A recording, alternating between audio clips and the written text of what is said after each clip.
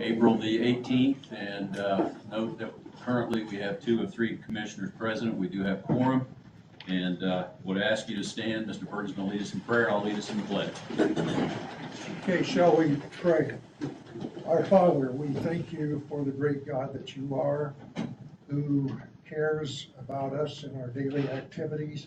We pray this morning for your guidance during this meeting. In your name, amen. I pledge allegiance to the flag of the United States of America and to the republic for which it stands, one nation, under God, indivisible, with liberty and justice for all. Thank you. Be seated.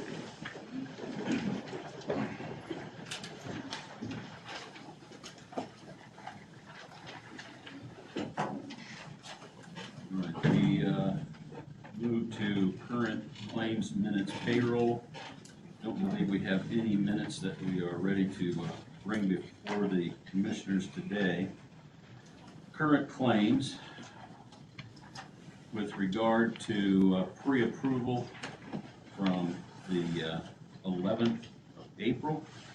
We have invoice edit reports in from the general batch in the amount of $257,110.98. Other batch, $95,300.30. Excuse me, the highway batch, $109,690.56 for a grand total of $462,101.84. This was pre-approved, and so we would need a motion to ratify that pre-approval. So moved. I will second that. Any other discussions on this batch? Hearing none, all those in favor would say aye. Aye. Aye. It is carried with 2 votes. Also, we have the invoice edit reports for today, April the 18th. The general batch in the amount of $151,150.09. Other batch, $54,375.59.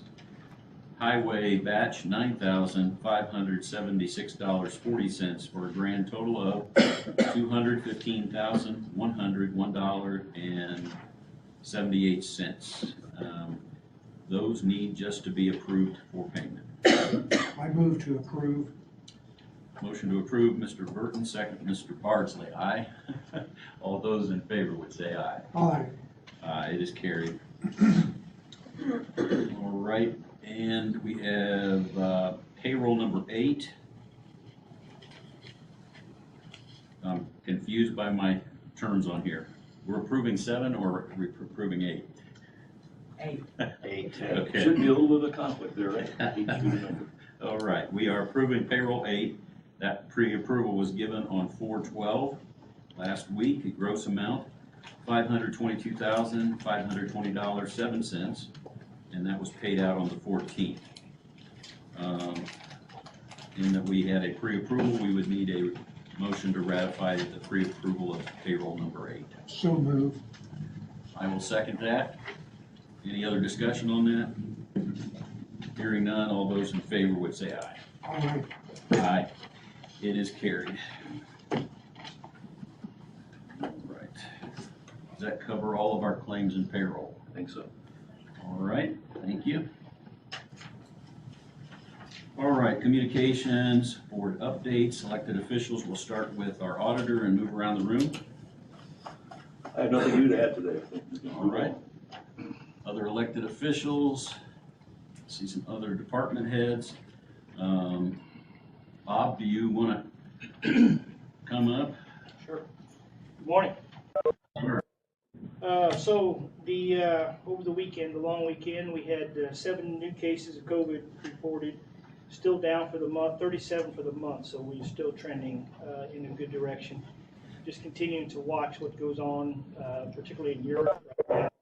And we are starting to see some of the new variant in the United States. So I haven't talked to Dr. Moore yet today, but we'll probably meet up some point this week and just discuss what what that potential might be, so.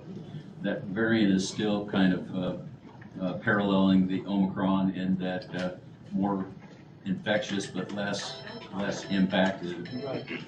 The subvariant of the Omicron. So we'll continue to watch that. The only other thing else I have is, and I'm not sure anybody from Pyramid's in the room, but no new reports on the towers. Weather just did not cooperate last week with wind, and it looks like snow and rain this week. So at least for the first part. This will be about the third week that weather has slowed us down. Yes. So we're on track otherwise.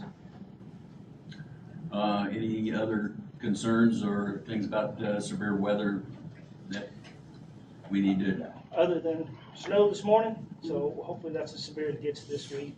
Everything else looks fairly calm. Any other questions for EMA?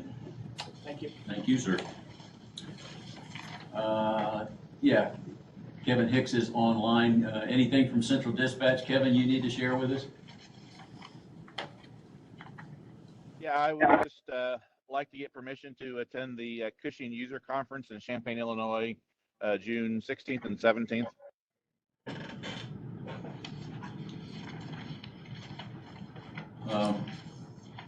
Is that updates on the J2 program, or what exactly does that entail? Yeah, that would be the updates, updates coming down the line, past updates and that kind of stuff. It's the annual user conference. All right. Did we put that in your budget or IT's budget or commissioner's budget? Do you recall? It's in the IT budget. The conference is free. It's just lodging and travel. And Marcus is here smiling, so hopefully that means he's comfortable with that. Yeah, I don't think it was, because I think it just came out of the travel budget that we have, so I don't have any problem with that. Over the last few years, IT has gone to that, and so Yeah. when we went into a new department, we may have not actually prepared for that. We'll have to, we'll start working on that for the 23 budget, won't we, Kevin? Absolutely. Any problems allowing them to go that? Without any dissent at all, you have our confirmation, you can go to that. Thank you so much. All right.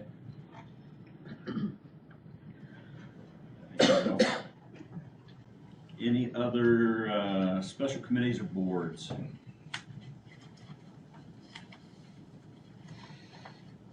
We will move to IT. Okay, Marcus, what do you have, sir? Yep, I have a couple things today. So at the last meeting, it was, I decided I went out and I got different lease quotes from some different vendors. And I believe Justin, he's passing those around. So I'll give you a second to take a look at them. The first one we got was Vantage Financial. So I reached out to Star Financial since they were the ones that helped us with our Dell storage last time. But I guess Star is no longer in the leasing game, so they're moving away from it. So they referred us to Vantage. So they offered a true lease and then a $1 buyout lease, which is the same thing we had last time. So I stuck with that for the $1 buyout. The interest rate is a lot lower compared to the other ones, but it's one of those one type of leases where at the end of the lease you don't own the equipment, so you basically return it, and then you're basically in a 5-year deal to upgrade every time. But I preferred the $1 buyouts. That way the county owns the equipment at the end. They were kind of my third pick for the $1 buyout. with the interest rate was 4.25%. And it was a semi-annual payment, which is what we had before, but it's lower than our previous amount that we had. VSM Group, they reached out. They have a couple different vendors for us, and there was one from Ingram Micro Flexible. The interest payments on that were really high, so I didn't really like their two options that they had, because I tried to get them to stick to the 60-month, 5-year deal, since that way that lines up with the hardware's support and maintenance, since that's all 5-year. So I didn't really go with anything from them. Clear Sky Financial, their rates was 4.75%. I thought that was a little bit too high. But then on the third vendor, which was American Financial Services, they gave us 4 different options. And I'm kind of tied between the second one, which is a 5-year dollar buyout, but but we make monthly payments on it.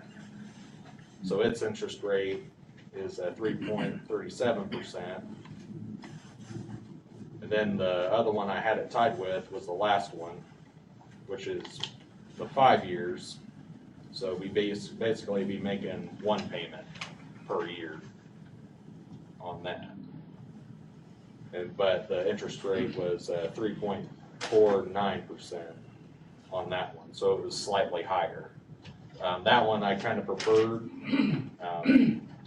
That just from a selfish perspective, just because it's, I'm not having to write claims out for it every month, but I'd be willing to do the 60-month option as well. I may weigh in on that in just a minute. I would suggest you do one payment per year with that small amount of difference in interest. Yeah, because you don't want to be stuck getting late with a monthly payment. Right, and which that's happens too often sometimes. Yeah, which is the thing. So yeah, my preference was the 5-year, where we make just an annual payment. So you're recommending American Financial?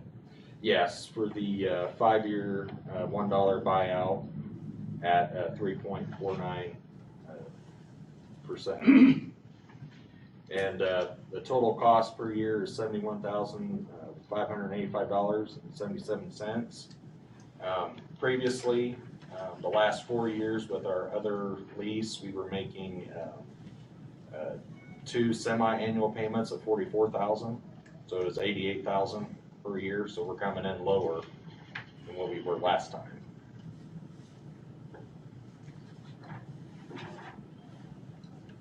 And in my recollection of what you discussed with the council, you already have that money in the budget. Yeah, it's in my equipment budget. So we are ready to probably make a decision to move forward with American Financial. That would be your recommendation. Yeah, so I would like to proceed, pending the council review, because I know once you guys pick, then I can take that to them this Wednesday, which I'm in the agenda. So I can take it to them and they can review it and make sure we're all on the same page.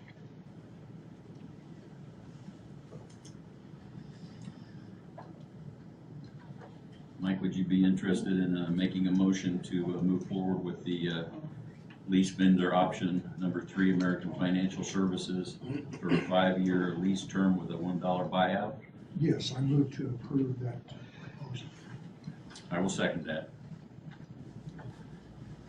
Any other questions for Marcus? Okay. Let me ask you one more question. I just saw these ones from Vantage Financial this morning just now. I just kind of saw that for the first time, so I haven't done any math to compare total payments. And you prefer the dollar buyout versus the lease where they own the equipment at the end of the term. Right. The question I have for you is, do you really expect to keep the equipment at the end of the term?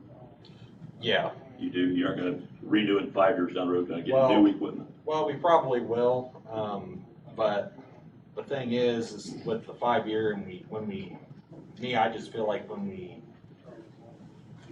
can use the equipment for other stuff, it just won't be like the primary. Okay, so you think you'll use it for other purposes? Yes, Okay. it just because. All right, like I said, I haven't done the math to see what the difference between the interest rate payments are versus the Correct. $1 buyout, but if you're gonna keep it, it's gonna be worth Yeah. something to you, that may be the case, okay. Right, Yeah, I feel comfortable with having a redundant system behind a new one that we would yeah, get in 5 I mean, years. to me, I think the true lease option that they offer, I mean, that makes sense for a lot of places, but I mean, I feel like that's a lot of money to just kind of give away for it to get back. If you're gonna and keep the stuff. equipment, it makes sense. If you're gonna Yeah. keep it.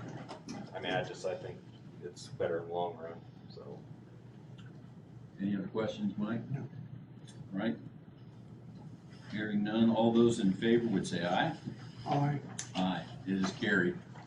Thank you, sir. Yep, and then the only other thing I wanted to follow up on was the Wasabi, cloud storage option. I sent all that information over to, Mr. Jackson. So I don't know if, you wanna make a comment on like the stuff you found out, or? Well, I know Commissioner Bartley is aware, and probably most other people, the whole cybersecurity thing's a big deal for us, so we continue to look at that and working through that. Talked with some folks down at IDHS, and this is comparable with what everybody else is doing, so, and Marcus feels good about it too, so. I didn't have any objections to that. Okay. Certainly need to do everything we can to protect ourselves there. Yes. I've had some stories, just local business people that have been hacked locally, and to think that all the data that we have in the county government, we want to have as strong a firewall and be as prepared as we can to protect folks' information. So, what exactly do we need to do about this Wasabi Oh, thanks. clouds thing? Thanks. Yeah, Mike. so it's just an annual, quote, from CDWG. So basically, they reserve the storage in the cloud for us for that year. And, the total amount is, $2,247.26 per year. And we've budgeted for that. Yeah. And the other thing that I always harp on, is this an annual renewable or Yeah, it would be an annual renewal. So. other questions you might have, Mike? So, just so I say it right, give me the name of the company one more time. It's Wasabi, but the quote is through CDWG. CDWG. All right, so we are looking to approve an annual expense of $2,247.24 with the Wasabi Cloud through CDWG. Yeah, and it's 26 cents. 26 Yeah, cents, I'm sorry. That was my bad if I messed that up. All right. I would be glad to entertain a motion to approve that. I move to approve. I will second. Any other questions or discussion? Has the agreement been reviewed by the attorney? No, not yet. So I mean, but like I said, it's not really a agreement per se. I mean, we just kind of pay for it. How long have we been using them? CDWG, all for the last, 3-4 years, really. I mean, it's been longer than that, but So basically, this is just a purchase order, it's not a continuing Yeah. agreement. yeah, but for our stuff to stay up there, we'd have to pay it. So I kind of look at it that way. Because otherwise, if you don't pay it, there's only like a 30-day grace period, and then they delete all the stuff off. Then you have to re-upload it again. It's just a quote, there's no binding language. Yeah. Mike, can we tweak that motion to say that any language that we need to have approved by our attorney, we won't pay that until he agrees to it? Yes. And I would support that. Okay. Suggesting we need that. Yeah, just so we can get it at lane, look at it. If you'll have Kyle make sure, but we're gonna Yep. approve pending the approval of the Absolutely. attorney. Yep, sounds good. All those in favor would say aye. Aye. Aye, it is approved. Yep, thanks again, gentlemen. Thank you, Marcus. All right. Mr. White, saw you hiding back there on the back wall. Update you on a few projects, Pennsylvania Street, if we get ready for the sides, hopefully it'll be completed by the end of May, is what it's tentatively scheduled for. Hopefully I have asphalt bids. Did you receive any asphalt? I bids? have not personally seen it. You didn't see any? If they're upstairs, I haven't seen it. Okay. I might run up there and see if they got them then, and I'll bring them back later. I was hoping to have this year's asphalt bids. We were supposed to open those. Yes, so I will go check and see if Okay. they're up there. The other thing I was gonna bring up is, I meant to meet with Mr. Pinkerton last week, but he was gone to conference on that Crane Pond situation, so I'll try to go out there this afternoon and see if he's back. So, What you doing tomorrow? actually, I'm going to Indianapolis. What's Tony doing? What do you need? I've been asked by the governor's office to send somebody to Muncie tomorrow. Oh. He can probably go there if you need him to. Okay. Yeah. Something's gonna get announced tomorrow. Okay. We can't get really ahead of it, but it has to do with grants you've applied for. Oh, that'd be nice, yes. I would go, but I gotta take my dad to Indy tomorrow, so. We just need a representative down there to represent Grant County, so. I will be glad to send somebody, so. Okay. And I'll run up and see if I got the bids, if so, I'll come back if that's all right. Yeah, we will bring you back in during the business, Okay. wherever we're at. That's all I have. Thank you, sir. Thank you. All right, we're gonna move through old business. Do not see anyone from Pyramid that's come online. Is Todd or Terry in the room? Do not see them. All right, I do see Dwayne Ashcraft. I don't know where he went. In January, I sent you an email, and, that we're up against a situation, and, I have that in our packets. what's that? I have that. Oh, okay, do you have both of them? Okay. Todd and Justin did include, what it is that we ran into a problem because we are on a 5-year lease purchase agreement for ambulances. This is the last year, the last payments that we make. If you look at both of those, the problem that we've run into is that we should be considering replacing ambulances, because we have 10 ambulances, 6 of them are well over 125,000 miles. The problem is the purchase is getting a chassis.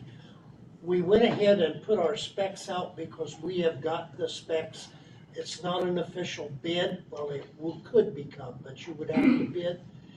What has happened is the price has gone up astronomically, plus the delivery. One of the suppliers, from the delivery of the chassis, they expect 700 days. One right at 600 days, and the other one, the shortest period of time, I think, is 320 a year. So if you were to agree today or this summer, it would not even occur for a year. And with the COVID and so forth, our mileage has gone up. We got 2 ambulances down. One of them is a 98. And the others that we're running are 2011s is what we would replace. They're already 11 years old. plus by the time you were to get any new ones. So I guess what I'm concerned about is the fact that we have to commit, or should commit, to get our name in the queue, which means we would have to bid it, which those are two of the most likely bids that would come in. Those are really technically official, but it has to be advertised to get our name. We would have to then procure financing, and the financing would, we have in the past have always used Republic. And we have made 2 payments a year. Now, last year, our revenue collections, taking that into consideration as well as insurance benefits, we still were $16,000 above budget, having made those 2 payments.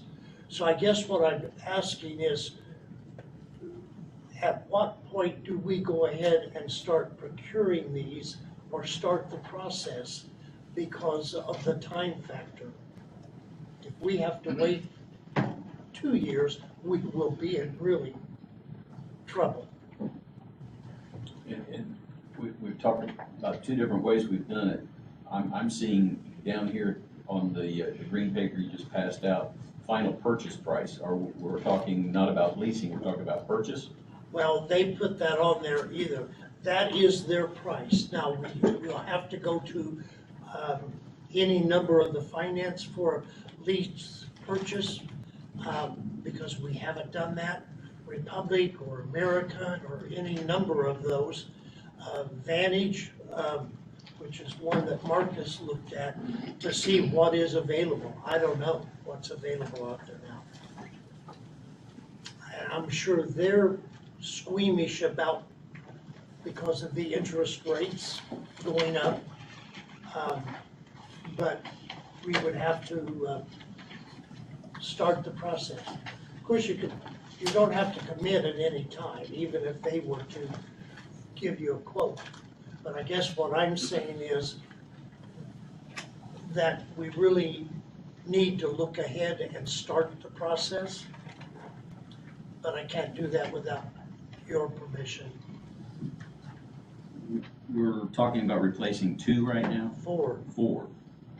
We have 4 2011s, we have 4 2018s, a 98, and a 2006. The last time that we did that, we remounted again. However, we've reached the point where they recommend not remounting more than 2 times, which we have done, simply because of the wear and tear on the electrical systems. You end up having shorts and so forth, and the integrity of the box. So that's why we reached our limit, really, of remounting. And these would be brand new. Now, part of the cost also are the life of that ambulance, the safety features that are now required or will be required on those ambulances, the lift systems like we put in the coroner's van, because of the liability and to personal liability to the crews, that has increased. That's part of the increase in the price of the ambulance. So what I would suggest then is that we officially bid it. Now, if you accept the bids, that has to be accepted with availability of financing, right? Or am I out of order as to the order? Do we seek the financing first? I would think you would do it at the same time. Okay, I mean, I think you'd be getting your financing options in order. Obviously, you don't know what the amount's gonna be until you get the bid in. right, But right. I wouldn't be accepting it until I had the financing in place. The question I have that is, they don't expect you to make payments until you No, receive this, do they? no, you do not make Are they- any are they- payments. When do they start accruing interest on you? When you actually Of that, receive I'm it? not sure. It depends on the company. Those are I'm good not- questions to ask, but if you don't want to be paying interest for 2 years, and you don't have anything. I don't think you even have to pay interest, but I wouldn't think unless they paid out money for you, you Right. wouldn't start an interest payment. Right, they don't. And, right, that's on, the payment is on the delivery. Because usually they generate the check, we take the check and exchange it when we pick the ambulances up. But it would make sense, I think, probably for them to get the process started. So Dwayne is asking us not only to look at the bid process for these ambulances, but also to approve the looking out for financing to make that happen. I'll get the Uh, guru over there. Since we're talking about that big of money, I think we ought to probably do that in the form of a motion, that we approve the EMS director moving forward to get bids on the ambulance and the financing package. And of course, they wouldn't actually accept anything until the council gets approval That's of the right. process. I move to approve as requested. I'll second that. We will get at it then. Yep, still gotta say aye. Okay. Any more questions you got for Dwayne, Mike? No, Okay. All those in favor would say aye. I, Aye, it's carried. We'll get started. Thank you, sir. Thank you. All right, Justin, mail service. Seeking ratification for the mail service proposal. Pre-approval was given by Commissioner Barsley last Monday, and I did go back, and the difference between the 2 pages in the presentation is essentially the department accountability. And then the with purchase power is the one that has the invoice sent to us. Without purchase power is the one where we have an account funded, and we push to that account, they pull from it as needed. I spoke to the auditor's office and treasurer's office, both were in agreement that we did want the purchase power, just the invoice one, as the commissioners did. So we pulled the trigger for the 60-month term, $289 a month, $289.09 a month, excuse me, and seeking ratification for that pre-approval. We were paying $75 a day since the former company no longer decided they wanted to service us, right? Yes, sir. So we had to move forward.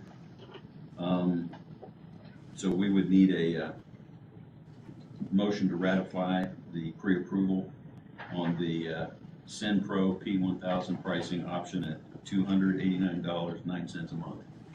so moved. I will second that. Any other discussion, question?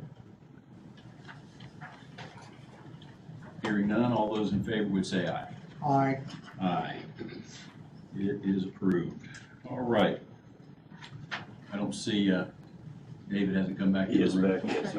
All right, let's go ahead and finish up highway before we get to new business.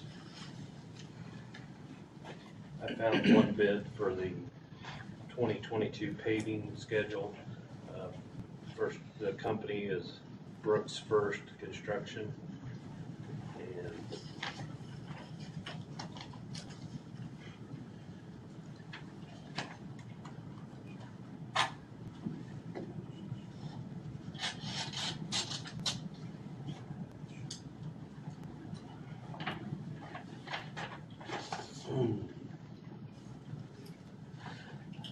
I'll just kind of give some of the highlighted areas. 1,000 ton a day of surface was $67.25 per ton.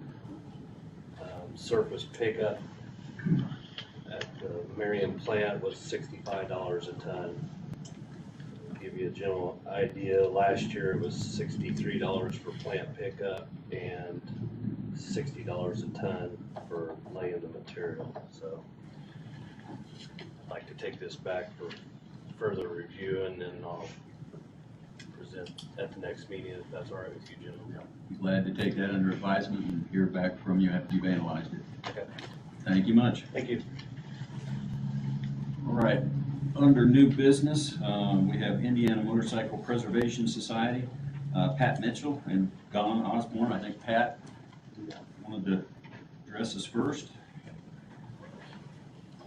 Appreciate your time.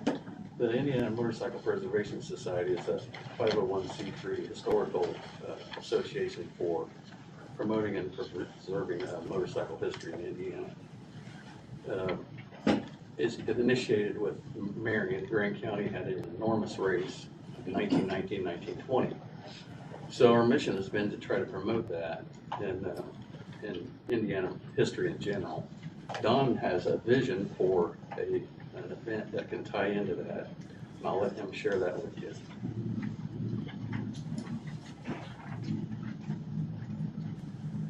While Don's coming up, Pat, you know, as good a beard as you have, we need to recruit you for the Marion Easter pageant next time around.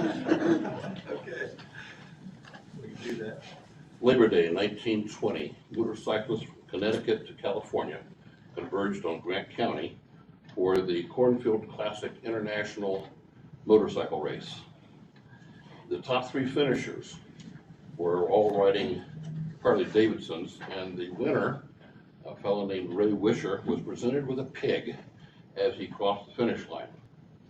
In good sport, he carried that pig on his bike as he rode around that circuit, and someone said, well, it was a hog actually that went around, and that began the habit of calling Harley Davidsons hogs.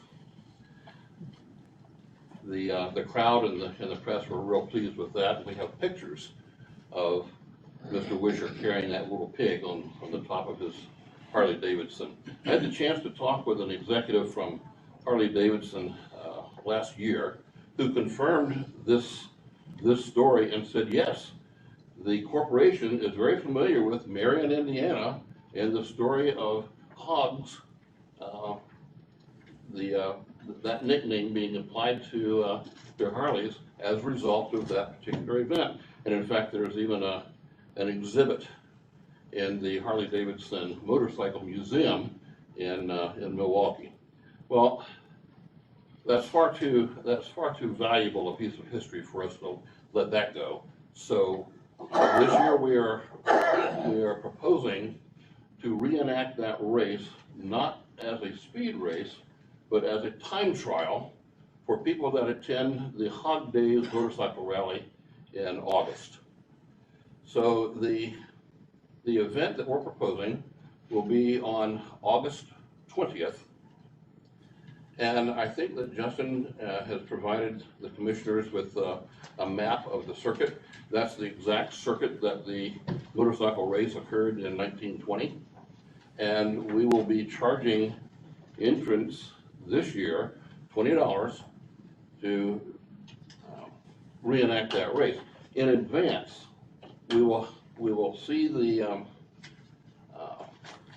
time that it takes, following all traffic safety rules, following the speed limit for that particular circuit, and then anybody that comes in much faster than that will be disqualified. So the race is intended to promote safety, and we will let people begin at the starting line 15 seconds apart. Every 15 seconds, we'll let another motorcyclist begin that race. We will limit the number of people, number of bikes to about 120, which means it'll take 30 minutes for them all to get out there on that circuit.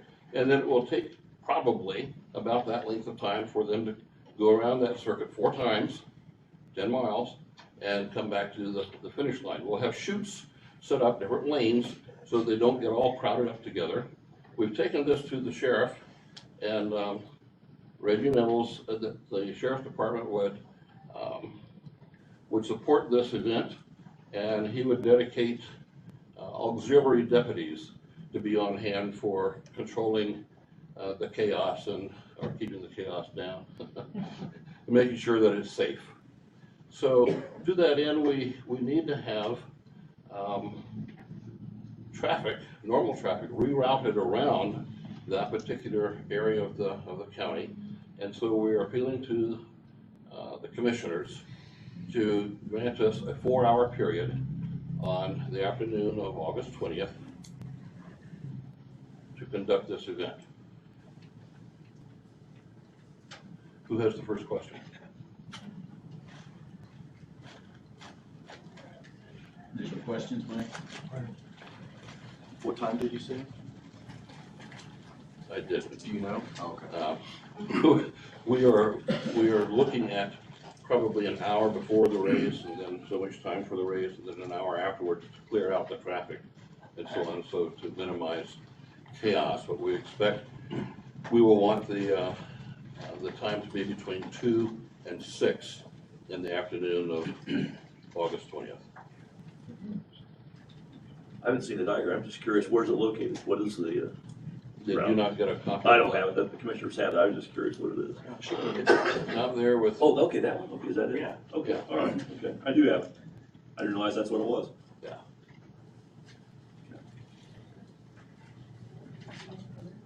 Excuse me, so where is it for us for the crowd here? Troy Avenue on one side, Alabama Avenue on the other side. And then, what is it? 38th Street. And then, 412 South on the other end. So it's, just a rectangle. Okay, thank you. I don't think there's necessarily any type of concern there. I know, Don, that we're gonna have to walk this through our attorney. Okay. Do you have, something that you have written out or can write out with the description of this, what the intents are, when the times would be? No doubt, somehow, somewhere, we're gonna have to get riders' acknowledgement that they're holding the county harmless for being on county roads, but however we figure that out, that's why we'll have to run it by our attorney. As, certainly, we can provide that write-up for you. As participants sign up, they will pay a fee and will sign that hold harmless document for us. So anything else that would need to be included, we can certainly put that in as the attorney says is important. And I think that again, that highlights Marion and Grant County in a great way. And I would be in favor of moving this forward to get things nailed down for you. All right, very good.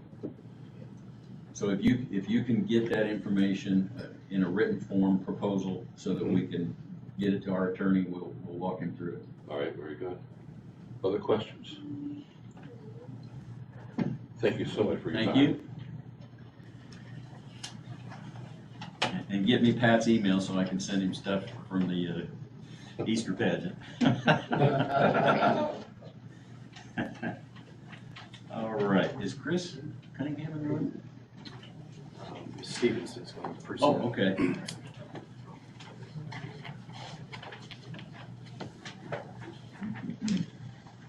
Good morning. Good morning. So Chris couldn't make it today, so you get me instead. So he was gonna come to you about the community corrections grant application. So there's 3 sections to the grant, and the first section is the general community corrections grant. For this application, it's looking at $888,628. And really looking at community corrections as a way to provide local alternatives to the Department of Corrections by using evidence-based practices. Really looking at some of our current alternatives would be work release, day reporting, electronic monitoring, or home detention, what a lot of people refer to it. I want to draw your attention to the new initiative that we're looking at here is looking at local peer coach certification for really just creating a culture of learning for our staff. But what we do requires a high level of skill and fiscally responsibly. The best option for us is to do peer support or peer coaching. Instead of reliance just on one-time trainings, what we're realizing is that's just not enough for our staff. They really need a time to practice and get coached on using those skills. This particular grant, this section pays for 14 full-time staff with their salaries, insurance, and benefits. That's included in that particular grant. The next section looks at court recidivism reduction programs. So this is where we're going to be the reentry court program, jail screening and reentry, really looking at our high risk, high need supervision. So looking at those options as well. Really looking at how do we create a seamless reentry into the community. 95% of the people that are going into incarceration come back to our community. So we really need to figure out how to best supervise them in a seamless way. And this is what we do to target that particular goal. And really, when we look at reentry court as a strategy to really protect the public in terms of people being released and the type of supervision they're receiving. This section also includes a screening position to really review clients who are coming out of not only the Department of Correction, but our local county jail for services there upon their reintegration into Grant County. The jail reentry works in transition with people leaving here locally as well.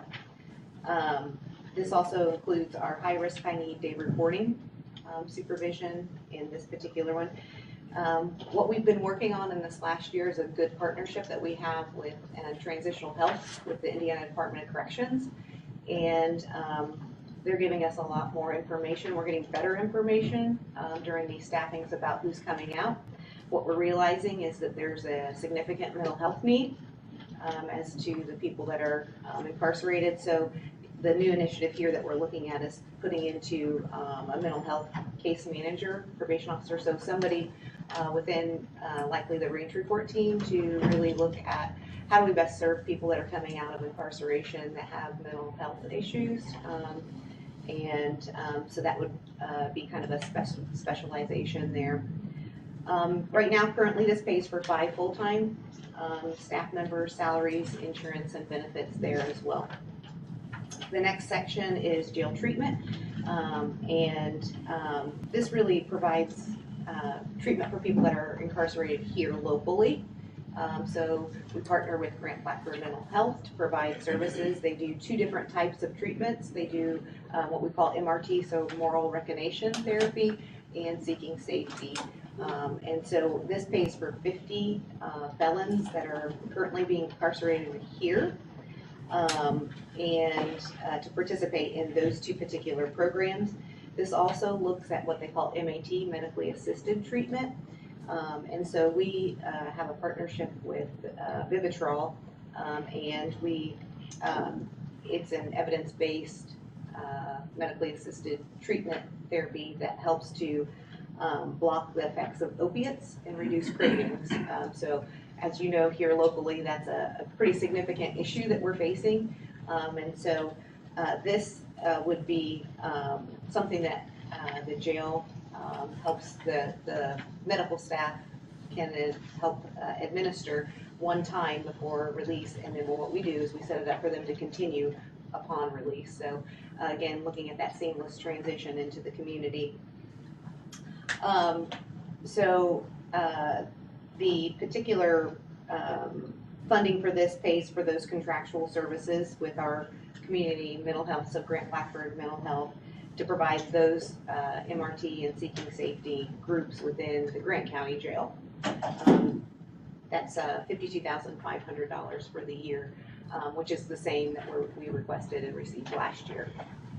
So the total amount of grants that the application that we have put together is $1,444,443. So I don't know if you have any questions about those. This is the one that the commissioners agreed to, is that correct? Yes, Justin has the letter, if you guys approve that to sign, yes. And these, since we are already doing them, already have line items within the budget. So we don't have any question about that, do we, Jim? No, that's fine. And actually, they do present their program to the county council through the process too, so they get a chance to see those line items. Okay. All right. Mike, do you have any questions? I will say that y'all have done an outstanding job over the last years that we've watched. Grant County leads the way, as you know, but many folks may not understand how active a role the courts and the services that y'all are rendering are really trying to impact our community, and so we thank you for it. Unless you have any other questions, Mike, I think it'd be appropriate to move to approve the 2023 grant as presented. I move to approve the grant as presented. And I will second that. Anything else that you want to add, or? Justin has the letter, so you'll need to sign that for us to put in the application. All right. And then the only other thing I have to add is kind of follow up from our last conversation I have. The particular grants we receive, kind of typed up with how much money they receive. We receive for both probation and community corrections. My best guess, or where we're currently at in terms of the funding cycle, and then just a brief overview of what they pay for. And I can give that to Justin if you want to see that. I don't know if you want me to review all of that or not. Yeah, if you just pass that on, we'd appreciate it. Sure. The judges were in agreement that you can go ahead and present on their behalf. Okay, yeah. So we're good. So if you have any particular questions, I can come back and present all of that. Okay. The second part about community corrections is just what we went through today. Very good. Well, it's just a quick question. Do you expect those amounts to hold? Any reason to think they might reduce them or change them? I don't anticipate any reduction. I know we had that one that got reduced last year. You had to So start that's, this year. yeah, so that was Indiana Office of Court Services through the Supreme Court, which comes from a different funding source. So you don't for expect this one to pretrial, change? yeah. Okay, you don't expect this one to change then? I do not. Okay. But with any grant funds, You you just never never know. know. We're always waiting. We don't. But we always are pretty aggressive with our request in terms of kind of looking at anticipating our needs and what we're seeing locally, and then trying to match that in alignment with the services that we provide. So it's, some of these have gone up in terms of our grant request, but we're also looking at the best ways for us locally to address like mental health issues, and seeing if there's funding source at the state level rather than trying to find it here locally. So.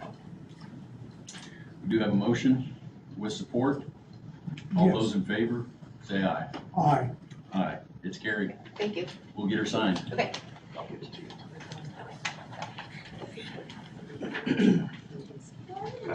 Thanks. All right, we've got a few items from area plan, and I saw Ryan in the room. Well, I didn't take off. You didn't? All right. Good morning, gentlemen. Morning.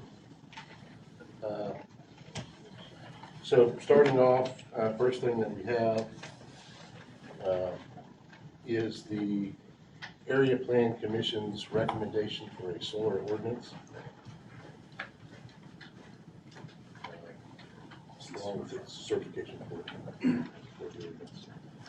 Area Plan Commission voted 7-1 last Monday to move this forward with a favorable recommendation. The commission asked that you review it and adopt it as written.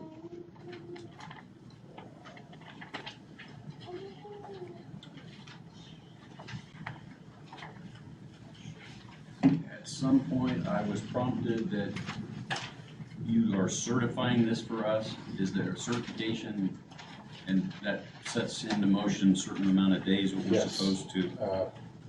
Once certification begins, you have 90 days to review. To either adopt, modify. When did that certification? 14th. That was Yeah. Thursday, okay.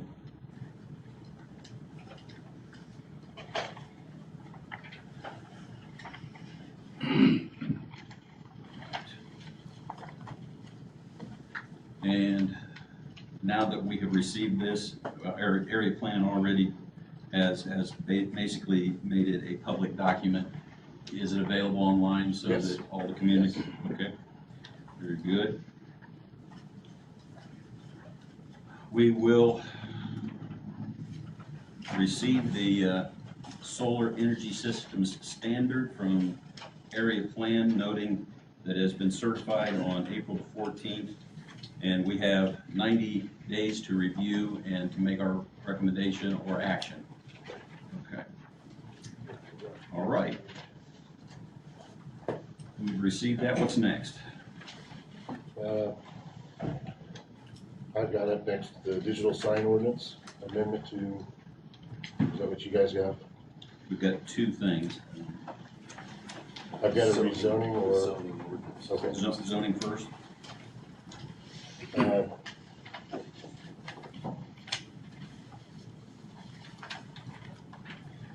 We had before the Area Plan Commission on April 4th a request for rezoning for Saul and Carmen Puga.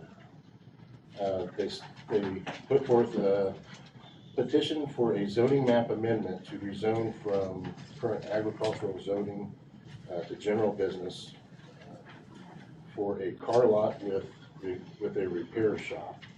This is located at 3940 West 900 South, Fairmount, Indiana.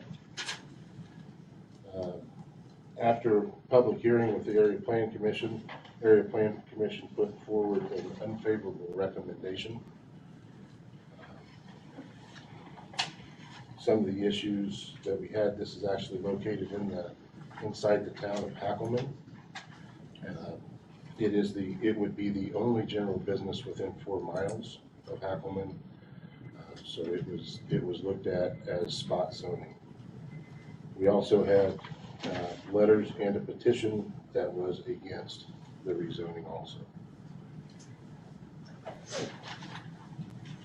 Is that received with a public hearing with area plan? Yes.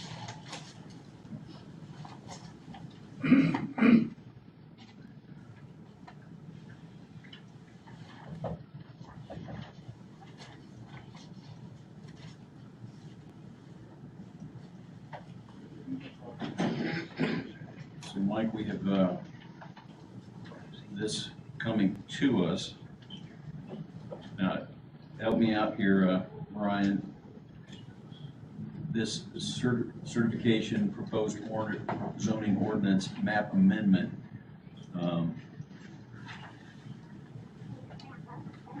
with an unfavorable recommendation, it's attached, but we have the actual document behind there that would say, if we want to approve it, then we would sign that document. Right, we're putting forth a recommendation on the petition. But your recommendation is unfavorable. Right. Okay.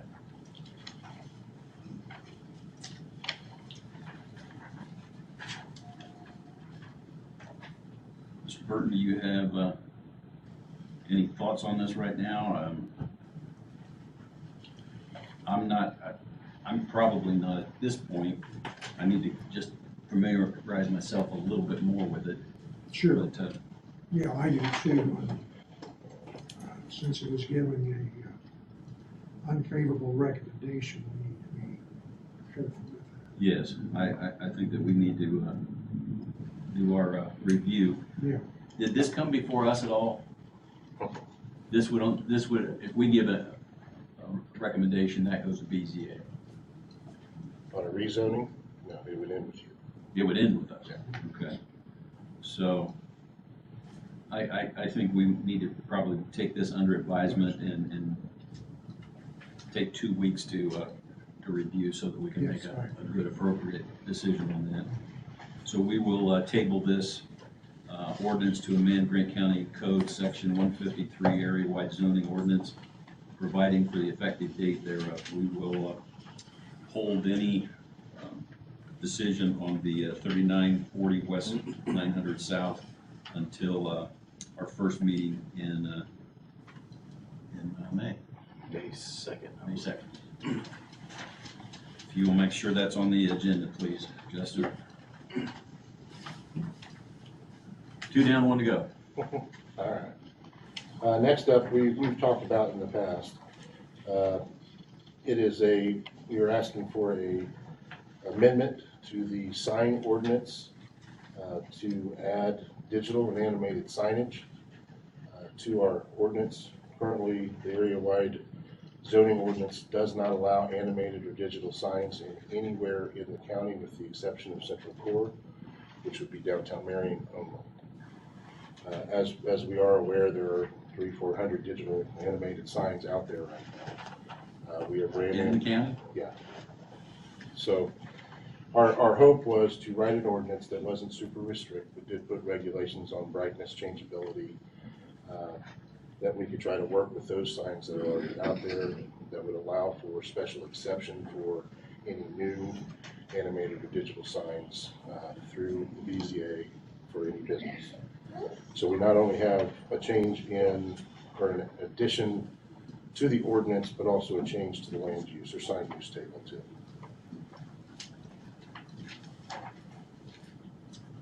Current signs out there, technically, This is a, do we send code enforcement after 300 signs, or do we figure out how to make it work for everyone and make it safe? So so that's the technically, goal. those who have established them without the blessing of the county, we're kind of grandfathering them in and then Grandfather and then asking them to follow. to comply. Yeah. And again, we're not super restricted, so. General ordinance, we would need a number. General ordinance number 2 of 2022. That would be an ordinance amending the organization of Grant County Area Plan Commission, specifically 153.282 digital display signage through exception. Do you have an opinion on moving this forward, sir? I think I'm happy to. I did forget to add, it was moved forward with a favorable recommendation. Thank you. My fault. We would need a motion to accept general ordinance number 2 of 2022, sir. Okay, I make that motion to receive General Ordinance 2, 2022. I will second that. Any further discussion? Hearing none, all those in favor would say aye. Aye. Aye, it is carried. Thank you, gentlemen. Thank you, sir. All right. And another, Justin, presentation of employee discount. The Indianapolis Zoo reached out to us and wanted to provide county employees with a discount, approximately 40%. It doesn't have anything on our end that we need to do. It's an e-ticket program online. They would sign up online, pay online, so there's really no county involvement. Just wanted to know if you guys wanted me to advertise this to employees or not. Indianapolis Zoo has a special online e-ticketing program, and they want to offer it to us. Employees will save 40%. And it doesn't cost us anything. It's just wonderful, isn't it? It is. With your consent, Mike, we'll just allow our employees to receive this invitation. I'm good with it. By common consent, we will approve that. Thank you. All right. Mike, are you aware of other? No, I'm not aware of any other business. All right. All right, that concludes new business. This is a public forum, and if you'd like to address the Board of Commissioners, we will invite you to step up to the platform, present your name, your address, and concerns or comments. I will put a caveat on this. Anyone who wants to talk about anything other than solar ordinance first.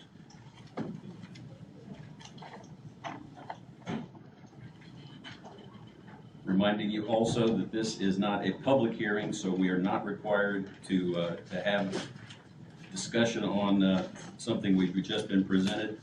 If you want to talk, we'll take about the next 10 minutes or so if you want to address the Board of Commissioners. But again, this is not a public hearing. We will receive anything that you want, but about 20 after, we're going to go to recess. So anyone that wants to share right now, again, we invite you to step up, present your name, your address, concerns or comments. My name is Jackie Sheets, 9409 East, 1200 South. Concerning the solar farm application, I'd just like to encourage you to vote yes on this ordinance. It's very well written. So I just want to recommend that you say vote yes for that. Thank you.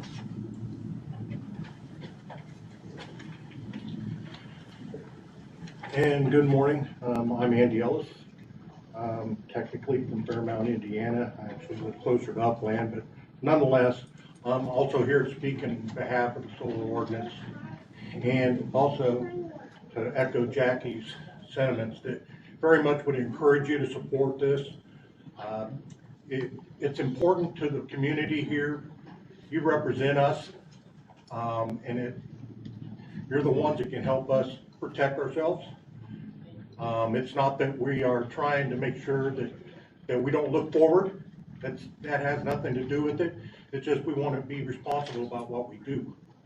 And the decisions we're making here, and I know some of you have heard me say this before, but they're going to impact us for generations. These are not 5, 10, 15-year deals that we're talking about. We're talking 25, 45 years of actually reapplying our agricultural ground, our heritage. The heritage here in Grant County, I think, is important to all of us.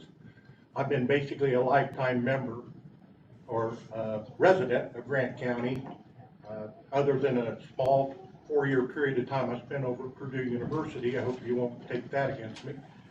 But nonetheless, it's important to preserve what we have. Once it's gone, it's gone. And as I mentioned, you're elected to try to represent the will of the people. And overwhelmingly, the folks that have been coming to the meetings have concerns about the way this is being applied. We're not talking the type of things that we're seeing at Oak Hill or even the small one over in Gas City. We're talking thousands of acres of solar panels that would just basically take over our community in those areas. And I think we need to really go into that with our eyes wide open. And we want us to be responsible about what we do here. And there was a lot of thought that went into that ordinance. Some of us were given the impression we had to come up with something fast. And I think part of that was because of the fact that we're concerned if we don't act on it, somebody will act on it for us. But we really did put a lot of thought into this. This wasn't something that happened overnight. Some of the things that what I really would like for you to really think about is in the ordinance, we really look to our basic processes that we have here in the county that we use for a lot of things. And I'll use an example that car lot that Ryan spoke about earlier. That's got to go through the BZA in order to be able to, and it has to be zoned by special exception. And I think it's important that whatever decision that we make, we maintain our processes, and it should go through the BZA for special exceptions. And I know one of the drafts that was presented earlier in the ordinance circumvented the BZA. And I don't think that's appropriate. I think the zoning board is there for a reason. We've used it for decades. They're credible folks. And I think that if we trust them to do the other business, we ought to trust them to do this business. The other thing is the property value guarantee. And the only people that keep saying there's no issues with property value are the special interest, like the solar group. Yeah, there's no data out there that says that there's going to be a depreciation of the value of our property. But we all know, let's face it, practically, if we get surrounded, our property gets surrounded by solar panels, nobody's going to want to live there. And if we decide we want to get out, we're going to have to give the property away. I don't want to get out. I want to stay in Grant County. I've worked my lifetime here. I want to stay here. I'm retired. I want to stay here. The other thing is the setbacks. We put some thought into the setbacks. And again, our friends from the solar companies have said that it's too restrictive, the 1,320 feet. But we did adopt that number, recognizing that at least one other county in Indiana has that number. So it's not like it would be totally out of line for us to do that. there is representation out there to support that. And it would give us some consolation that these things are not gonna go right up against our property line. And I think, again, anybody that would be impacted by this, and I don't even know this is gonna impact me. I just know that it could, or my neighbors, and I'm as concerned about my neighbors as I am about myself.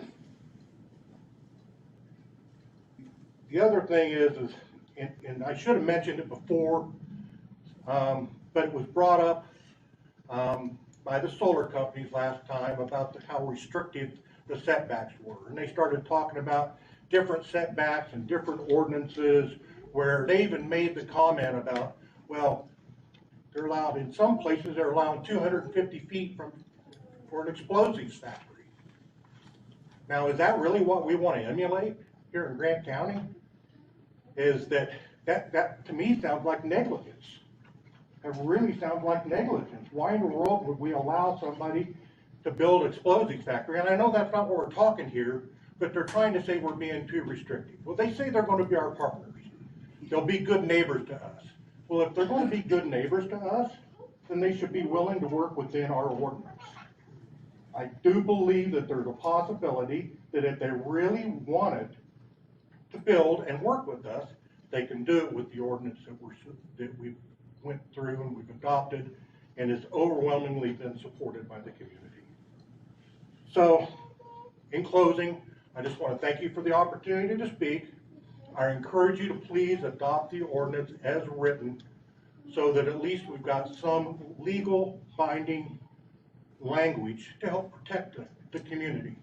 And so we don't end up like Delaware County, where there's signs up all up and down the road of people trying their best, trying to just survive. You think they want those signs up in their yard? I mean, they'd be thrilled to not have to go through this. So let's not learn from let's learn from their mistakes, and let's not do that. So thank you for your time, and please adopt the ordinance as written. Thank you. Got about 3 minutes left.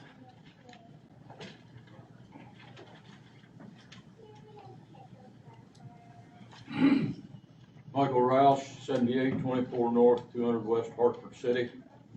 Yes, I'm a resident of Blackford County, but I own property in Center, Van Buren, and Washington Townships in Grant County, so I am a taxpayer here in the county. I think there's been some precedents set by this county several years ago in that there was an opportunity to establish wind farms in the Green Township area. That was turned down. More recently, there was an opportunity to establish a medium security prison in Center Township. The public outcry did away with that. More recently yet, there was a proposal to put confined hog buildings in Pleasant Township, and that was turned down. I think that's 3 precedents that have been set here in the county. I'm against solar farms on productive farm ground, period. I'm not against solar farms in areas that are abandoned or no longer useful for ag production. I will, however, say that the proposed ordinance is something that needs to be considered and accepted as is and not watered down. Thank you.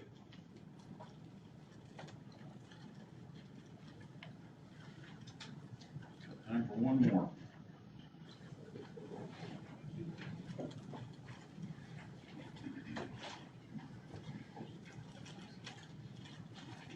I'm Deborah King. I don't live in the county, but I'm an elected official, and I would just like to encourage you to listen to your constituents that put you in office. And I was at all the meetings on the solar ordinance, and I heard all the discussions. I was also in the meetings when there were counties that came that already put their ordinance in place and are frustrated and discouraged and disappointed with the outcome. They wish that they had put their setbacks a lot farther than what they are. They gave good statistics. I can send that information to you because it's a wealth of information to help you look at that if you want that, and just get a hold of me. But I would encourage you to listen to all of them. This last meeting, there was only one person that spoke for it, but the mic was not silent for a long time about people that would like to see this ordinance passed as written and not changed. Thank you. Thank you. We're, Don, you'll have to try next time. We're gonna go ahead, we're past the 20-minute mark. One more question.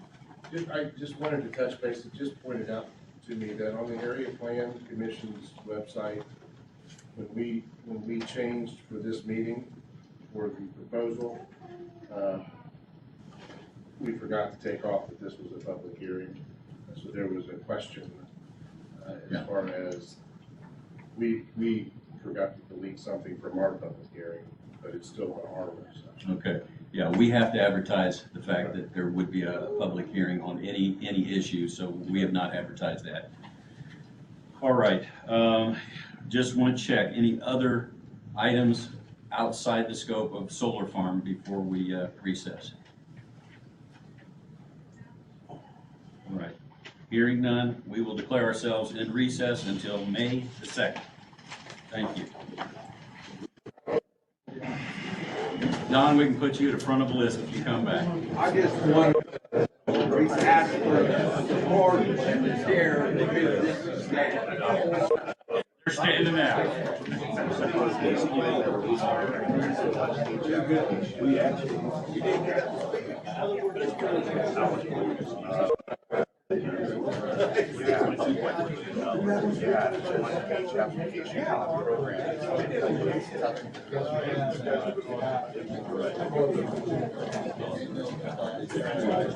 All right.